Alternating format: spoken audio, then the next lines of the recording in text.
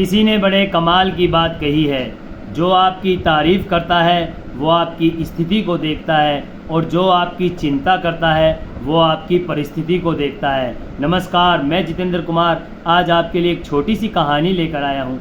ये कहानी एक प्रवीण नाम के लड़के की है जिसने एक मेडिकल स्टोर खोल रखा था, एक केमिस्ट की शॉप खोल रखी थी। उसे 10 साल हो गए थे इसी लाइन में, उसे बहुत अच्छा तजुर्बा हो गया था।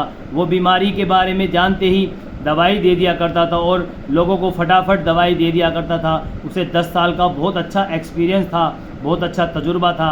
लोग उसकी दुकान पे आया करते थे और वो फटाफट लोगों को दवाइयाँ दे दिया करता था। लोग बीमारी बताते थे, बीमारी सुनकर ही वो लोगों को दवाइयाँ दे दिया करता था। उसे इतना अच्छा तजुर्बा हो गया था, लेकिन उसके अंदर एक कमी थी कि वो भगवान को नहीं मानता था। वो अक्सर कहा करता था कि मैं भगवान को नहीं मानता, मेरी समझ में नहीं आता कि भगवान होते हैं या नहीं होते। उसके पिताजी भी इस बात को समझाते समझाते स्वर्गवास हो जाता है उसके पिताजी का, लेकिन वो इस बात को नहीं समझ पाता कि भगवान होते हैं या नहीं हैं। फाइनली वो यही सोचता है कि भगवान होते ही नहीं हैं।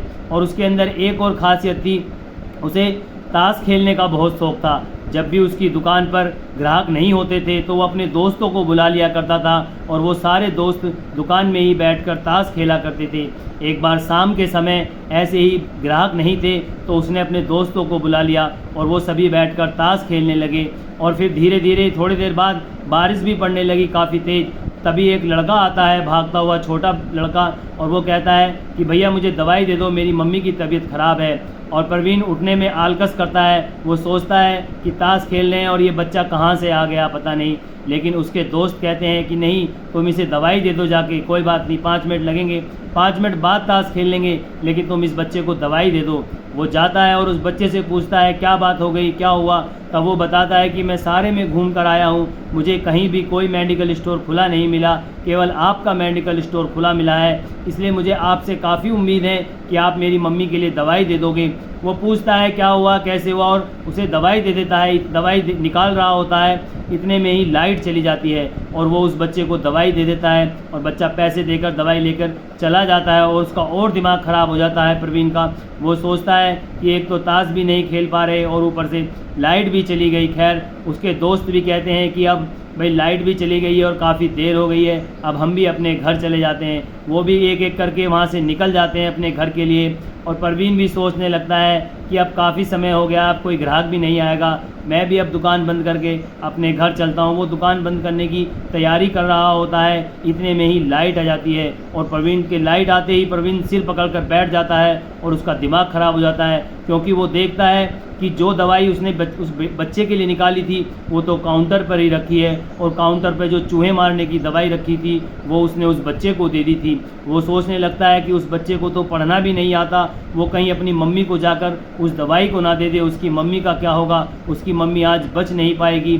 उसके दिमाग में ऐसे ही ख्याल आते रहते हैं। वो सोचता है कि मुझे 10 साल हो गए इस काम में, मेरे से आज तक गलती नहीं, लोग मुझे क्या कहेंगे कि तुमने एक गलती की वजह से एक लेडीज़ की जान ले ली, तुम्हारी वजह से एक लेडीज़ की जान चली गई। वो सोचने लगता है। तब उसे अपने पिताजी की एक बात याद आती है। उसके पिताजी हमेशा कहते थे कि तुम पर कभी भी कोई मुसीबत आए तो तुम भगवान के सामने हाथ जोड़कर आंखें बंद कर कर उसे याद तो करके देखना, वो सब समझा देंगे, वो तुम्हारी सारी समस्याओं को हर लेंगे, भगवान ऐसे होते हैं। वो उसे अपने पिताजी की वो बातें याद आती हैं। तब वो दुकान के साइड में देखता है, दुकान में एक कोने में एक श्री कृष्ण जी की मूर्ति लगी होती है, क्योंकि वो पूजा नहीं करता था, उस पर काफ़ी सारी धूल लगी हुई थी। वो उस मूर्ति को उतारता है और काउंटर पर रखकर उसकी सफाई कर कर उसके सामने हाथ जोड़कर खड़ा हो जाता है और कहता है, हे प्रभु, आज मेरी जान बचा लो, आज मेरी इज्जत तुम्हारे हाथ है, मेरे इतने साल का तजुर्बा, इतने साल की मेहनत आज एक पल में बेकार हो जाएगी, प्रभु अब की बार बचा लो, कैसे ही बचा लो। वो भगवान से हाथ जोड़कर विनती कर रहा होता है। इतने में ही वो बच्चा फिर भागा हुआ आता है और कहता है कि अंकल अंकल मुझे दवाई दे दो। प्रवीण फिर उसके पास जाता है हाँफता हुआ, कहता है क्या बात हो गई, मैंने तो तुम्हें अभी दवाई दी थी, वो कहाँ गई। तब वो कहता है कि अंकल मैं दवाई लेकर गया था, लेकिन आंगन में बारिश की वजह से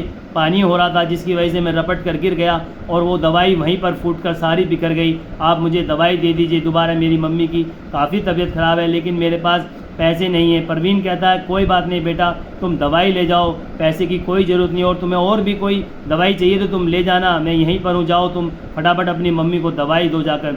और परवीन फिर दोबारा से श्री कृष्ण जी की मूर्ति के सामने हाथ जोड़कर खड़ा हो जाता है और कहता है कि मान गया प्रभु, आप हो, आपका अस्तित्व है, मैं हमेशा ऐसे ही नास्तिक बना घूमता रहा, आपको पहचान नहीं पाया, मैं माफ़ी मांगता हूँ और कोशिश करूँगा कि हमेशा अब आगे से आपकी भक्ति में लीन रहूँ। तो दोस्तों, इस कहानी का सार यही है कि कई बार हम भगवान के अस्तित्व पर ही शक कर देते हैं, अस्तित्व पर शक उठाते हैं, प्रश्न करते हैं कि क्या वास्तव में भगवान है या नहीं है, लेकिन हम भूल जाते हैं कि ये प्रकृति उन्हीं की बनाई हुई है, उनकी मर्जी के बगैर एक पत्ता भी नहीं हिलता।